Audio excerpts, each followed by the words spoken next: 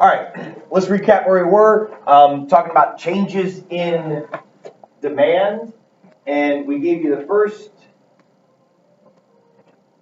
schedule up here, okay, and we graphed this, all right? We had the prices, the quantity that's demanded, the quantity supplied, and we came up with a graph that was something like that. I covered up the other curve just kind of for reference. So here's our demand, here's our supply for PS4s, and the equilibrium point was $400. And then we said, what about this? All right, assume that the PS4s were all breaking within a year of purchase. Graph the following change in demand. Now, a lot of you tried to create a whole nother graph. If it's a change in demand, you have to show the curve moving. A change in demand is a change in the curve. Remember, demand and curve, same thing. That curve is a picture of the demand.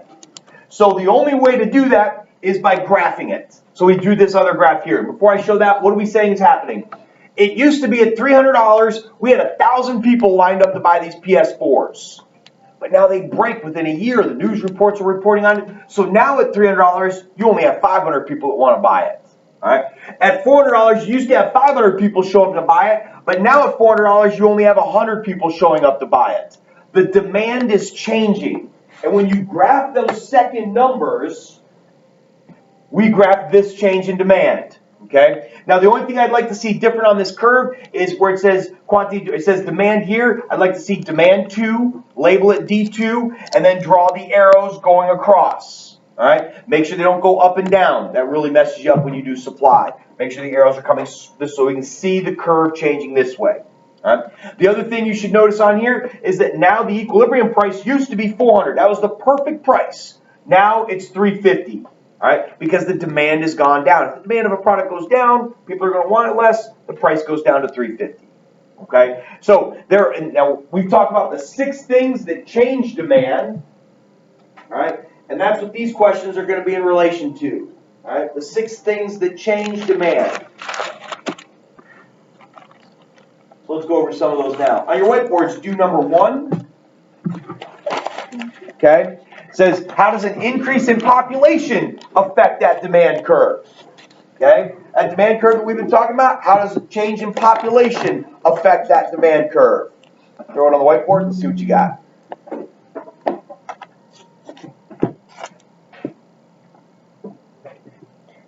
C's and D's are what we have. So let's take a look at it and graph it real quick. All right, what are we talking about here? All right. It says, how does an increase in population affect the demand curve? Well, let's say at $8, whatever product we're talking about, there's a quantity demanded of 500. If the population increases, if we get more people to move into our city, will I sell more or less at $8? More. More. Don't have to any other information than that. More is out over here, right? $1,000 goes this way, or 1,000 items. All right? Demand 1, demand 2. So the curve is moving to the right. So what should be the correct answer is letter D. The entire curve shifts to the right. Okay? It's shifting this way to the right. All right? Okay, what about question 2 up there? It says, how might advertising lead to a shift in the demand curve? How might advertising lead to a shift in the demand curve? Put that one on the whiteboard and let's see what you get.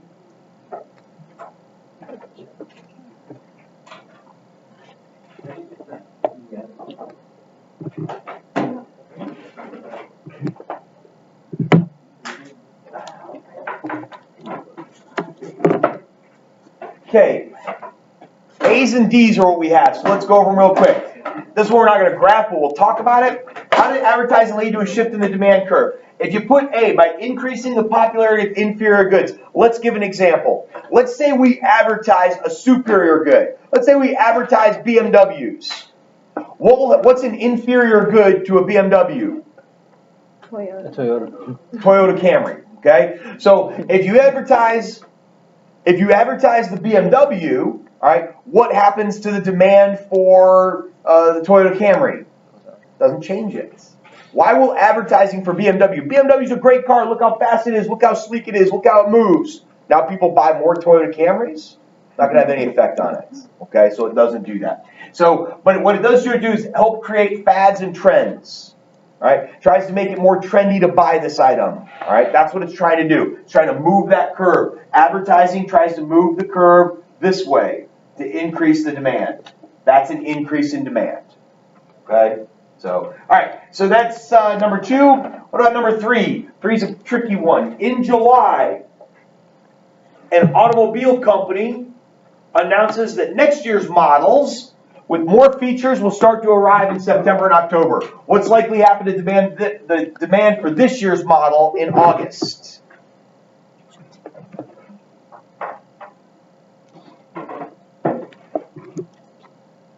Okay, the most popular incorrect answer is letter C. Demand will go to 0 because everyone will want the new model. Okay, I agree. A lot of people want the new model. Okay, but not necessarily too, because what do you think is going to happen to this year's model right now? If you know in September they're bringing out the new models, what do you think is going to happen to those new models? The old models, price is going to drop. Okay? So if you know the price is going to drop in September of the old model, you might not buy the old model today. So what's going to happen is the demand is going to fall in anticipation of lower prices. You expect, remember we're trying to talk about the things that change demand. You expect that to happen in the future. You expect the price to be cheaper in the future, so today your demand decreases. You won't buy as much. All right? So that's how that goes. The first one, of course, was income, and then advertising is taste and preferences. All right? Well, the first one was population, not income. All right? What about the fourth one? Which of the following will happen to the price of McDonald's if the price of McDonald's goes up?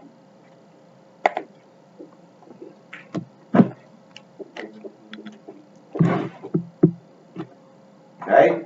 Now, we're talking about 2 different goods now. All right? Nice job. Most of you got the right answer. That's really good. A few wrong answers. Let's go real quick and take a look at what we're looking at. Let's say McDonald's. McDonald's, you can get a value meal for $5. At $5, quiet please, the quantity demanded is 800 lunches. Please excuse this interruption.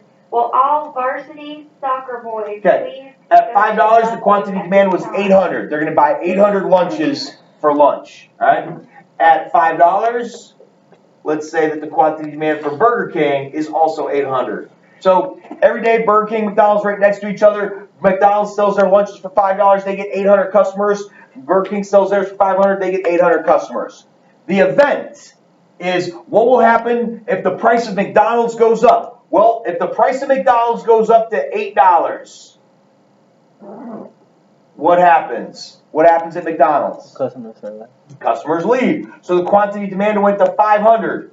They lost 300 customers. Where are those 300 customers going to go?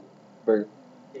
Those 300 customers are going to go to Burger King. So now, here's the tricky question. At $5, how many lunches will Burger King demand? How many will be demanded at Burger King? There were 800. 1,100. These 300 people are going to join those 800 people, and now 1,100 at $5, there's your new curve. Demand 1, demand 2. This is substitutes. Substitutes think this or that. McDonald's or Burger King. And what you have to understand, it's a 2-part process. You got to think what happens on the curve here, and it moves the curve here. This is price effect. Is the demand for McDonald's changing? No, the quantity demanded is changing. We've gone from $5 to $8. But the whole curve for Burger King is moving. All right? Those are a little bit tricky. All right? Let's try that last one. Now, I want you to think about that last one. Don't just go with your old answer. Kind of reread it. Check your answer. All right? Because complements, substitutes and complements are similar. All right? So the last one says, which of the following will happen if the price of Big Macs goes up? All right? We're talking about what happens, so take a look at those and see if you can figure that out. I'm going to do my little graph real quick. Big Macs and fries. Let's see what you got. Good job. You did like AP Econ. Good job. All right, here we go. Here's what we're looking at. For those of you who didn't get it. Big Macs. Let's say Big Macs, let's say they charge $3 for a Big Mac. And when they charge $3 for a Big Mac, they're going to sell 800 Big Macs. You know what people love with their Big Macs? Fries. So let's say McDonald's charges $1 for their fries. All right, they're probably also going to sell somewhere around 800 orders of fries. So right now you can go into McDonald's for $3 you get a Big Mac, for $1 you get fries, for $4 you got yourself your meal. But then McDonald's does this: they raise the price of Big Macs. Okay, is that what it is? It probably happened. The price of Big Mac. So now it's $4 for a Big Mac. At $4 a Big Mac, the quantity demanded drops to 600. 200 customers leave McDonald's because of that price increase. What's going to happen to the demand for fries at McDonald's? These 200 people left. Right? These 200 people also bought fries before, but they don't now. Now those 200 people are gone, so now we're down to 600. And you see a decrease in the demand for fries. McDonald's had brought up the price of Big Macs, which made people buy fewer Big Macs. If they're buying fewer Big Macs, they're also going to buy fewer fries. They're just going to go somewhere else. All right? So that's how the decrease in the fries happened. All right? These are complements, things that go together. All right? Complements are this and that. Substitutes this or that. All right? We'll get a little practice at that. We'll try that in a minute. All right?